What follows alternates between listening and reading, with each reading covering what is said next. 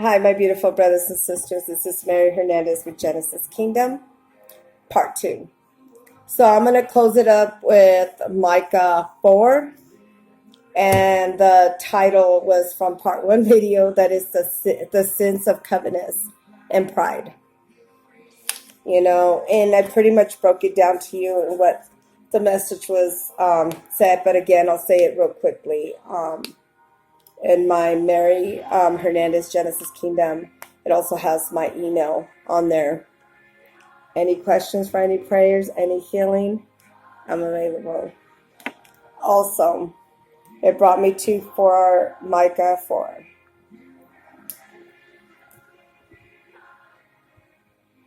Micah 4.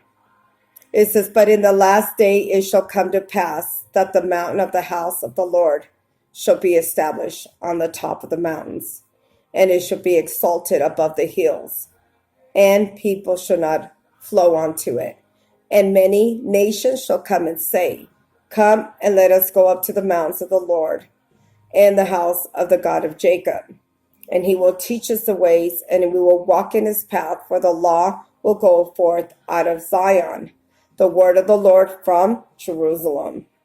And he shall judge among many people and rebuke strong nations afar off. And they shall beat their swords into plowshares and their spears with pruning hooks. Nation shall not lift up a sword against a nation, neither shall they learn war anymore." Amazing revelation, huh? "But then shall sit every man under his vine and under his fig tree, and none shall make them afraid. For the mouth of the Lord is the host, and he hath spoken it. For all the people that will walk in every one in the name of God, I will walk in the name of the Lord our God forever and ever. And in that day, saith the Lord, I will assemble, and he will be halted, and I will gather her that is driven out, and her that I have afflicted." Who had afflicted me?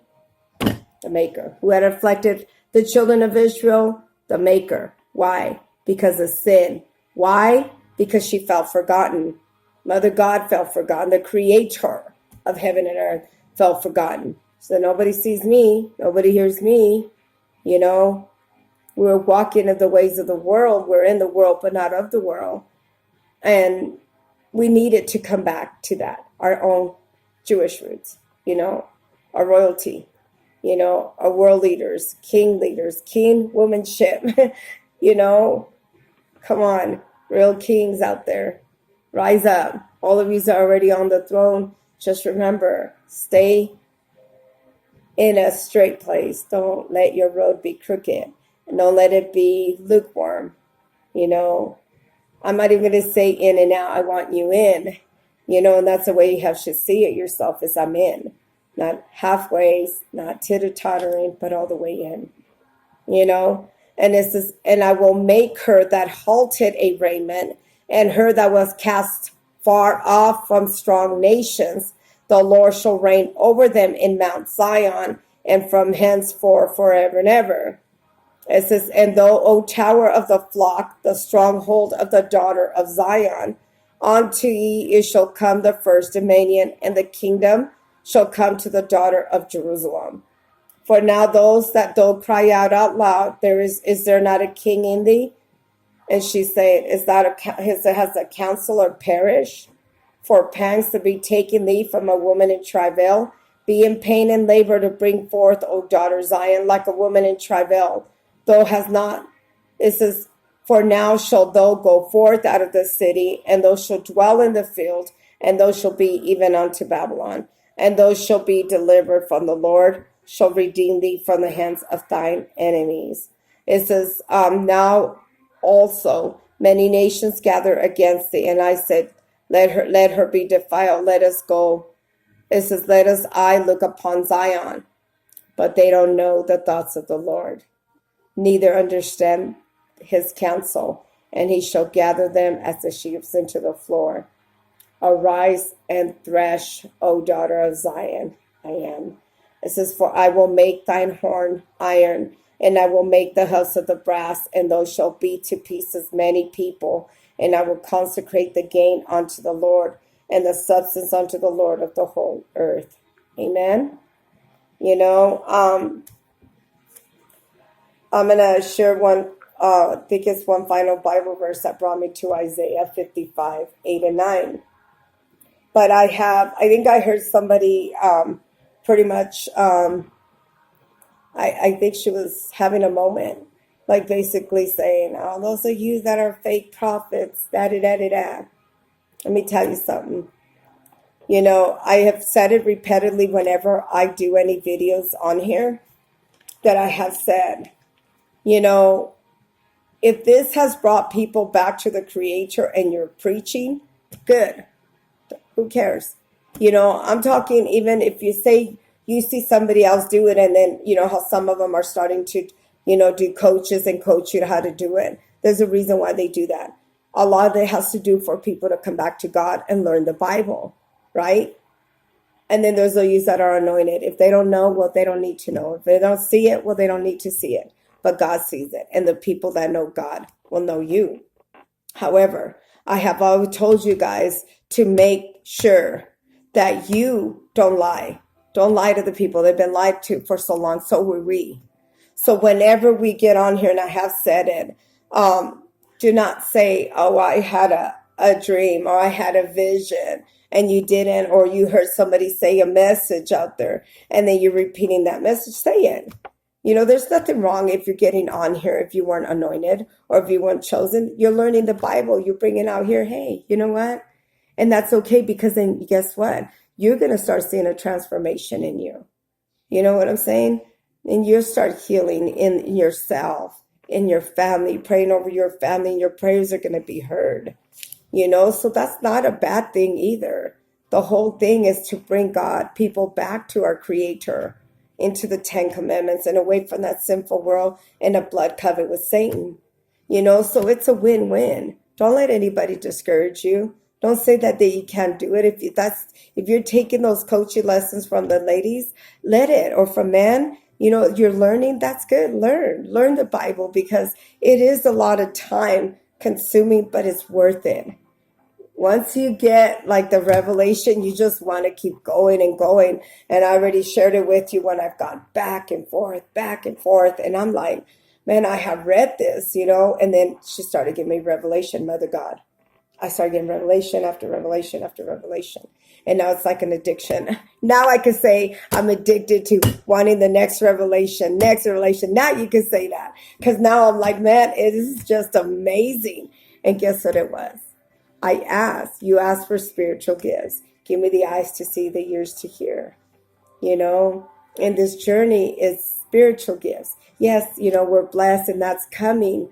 But in the meantime, she wants you to learn the Bible. She wants you to come back to her, the Creator, and learn the Bible. We have brothers and sisters. I had no clue that I did. And that's amazing still to know that.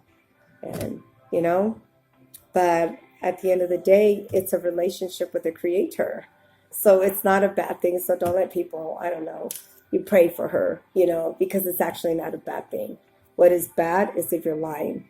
But you might think you're getting on here and lying if you're getting dreams or prophesying things that you're not. That's what it tells about the men that were prophesying that was God. Woe to you, because she knows. The Creator knows. He knows the heart, knows the thoughts. So at the end of the day, all you do is cheat yourself, so don't do that.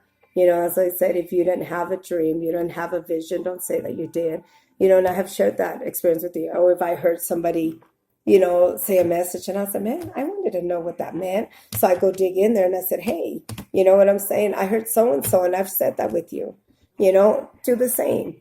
Just keep it real, be honest. I asked, I humble myself. I said, hey, today I heard him in Bible study at the church that I go. He said a message about the laws, besides, of course, we got the 10 Commandments, but he was talking something else in Romans. I took some notes down. So I actually was asking him, I go, man, what does that mean? But I got there a little bit late, so it was my fault. I was running a little late this morning. So I'll just probably ask him more questions. I'm probably going to go back in there, study it later. Right now I'm reading Matthew If you guys have read the Bible, you know that Matthew, Luke, and Mark, I believe. I don't know, maybe some of you might know. It almost sounds repetitive, the same Bible verses. So I've been studying over and over when I go back and read it. What's the difference? What is the difference? There had to be a message because it's the same thing that it said over and over in the 3 chapters. In Luke, in Matthew, Luke, and Mark, I believe. So I wanted to see what is it that was different. Why is it they add something to it? I haven't gotten that revelation yet, or maybe I'll even ask my pastor to help me with it, just to learn. You know, I Google like details of certain words in here to get the definition if I don't understand it, but I don't go to Google for the answers. Meaning I don't go in there and say, well, what does the whole passage say? Because then I'm cheating. You know what I'm saying? I'm not learning. I'm not reading. So I'm reading the Bible. But if there's one word, well, what is that word? And then all of a sudden that little passage makes it, that's different. You know? And sometimes, you know, it'll tell you the whole definition of all of it. And sometimes I do that to see if it's the same message that I got. Or sometimes if I see somebody that wrote a big thing, a paragraph of it, before I go to that, I do my own studying. And then I go back to it and I'll be like, man, what does that mean? You know, to go back and study it as well. So I could get that revelation. So I'll read it and then I'll be like, wow. You know, and it was a little bit more than what I had anticipated. And it was huge what I got, but what they had was even more. So I was like, wow, that's just amazing. You know, so with that being said, I'm going to close it up with Isaiah 55, 8 and 9.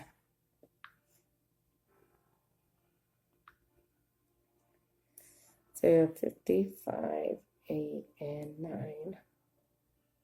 And that tells you in there because, you know, how sometimes we say, well, we thought it was going to be this way. Well, I wanted it this way. Well, I thought it was going to have this ending. Well, I wanted this. I wanted that. You know, I thought this. I thought that. Zero. This message will tell you. So whatever you think, I just rebuke it, but I'll be like, okay, can I just put a petition in heaven real quick? And I pray on it, but of course it gets denied. Well, and I get why, because it was written, you know, and I get that. Just sometimes, you know, I mean, what does it hurt to ask heaven, right? And our ways are not their ways, and I get that. And I see why, because heaven knows, and we don't know more. They could look more deeper into what's going to happen here in the future opposed to what we thought, you know? So let that sink in, and maybe you could look it up, write this one down. You know, I have it pretty much memorized, you know? And it says Isaiah 55, 8 and 9. For my thoughts are not your thoughts, but neither are your ways my ways, said the Lord. For as heaven are higher than the earth, and so are my ways higher than your ways, and my thoughts than your thoughts. So let that sink in. So whenever y'all like, wait, what? You know, just endurance. And I'll do the opposition. When hard times come, go into prayer. With spiritual warfare, turn on the music. And run with it, you know. I wanted to tell you guys to look for that one and listen to the lyrics of the song of Santana that is called Put Your Lights On. Amazing song. And if this doesn't tell you how a lot of people that were chosen were speaking through words in their music, you know, they use that, you know, and that song said, put your lights on. You know, there's an angel that has, you know, her hand in his head and it says it's going to be all right. But then you got also, you know, the other person, and it shows a lady at the bar, like lusting over him, and she's hugging a man, you know, and he said, hey, but also, you know, I got demons in me, and that's the flesh. It's the flesh. The flesh is our biggest thing, and you have to fight that. And sometimes we think, well, nobody's going to know. You're right. You might be able to cheat your wife. You might be able to cheat your husband and think you're getting away with it. But God sees. God knows. So nothing's ever hidden. No sin, no nothing. And it's sometimes we have to fight our own. And is it worth the fight? It's your soul. You answer that. But put your lights on. It's a beautiful song, and you listen to the lyrics. It's amazing. But it's Santana, and it's called Put Your Lights On. So there's a monster living under my bed. It's just amazing song. But with that being said, you have an amazing, amazing Sunday. Don't forget what I've said it before. Also, Michael Jackson songs. His song, The Man in the Mirror. You're that woman in the mirror, and you're that man in the mirror. You're that world leader, the world changer. And you read that song, the lyrics off of that song too. Just remember that when you come up here and we're getting blessed, we're blessing forward, bringing people back to the Creator that were far away from Him like we were, and from her. But shalom, shalom. Have an amazing Sunday. Amen and amen.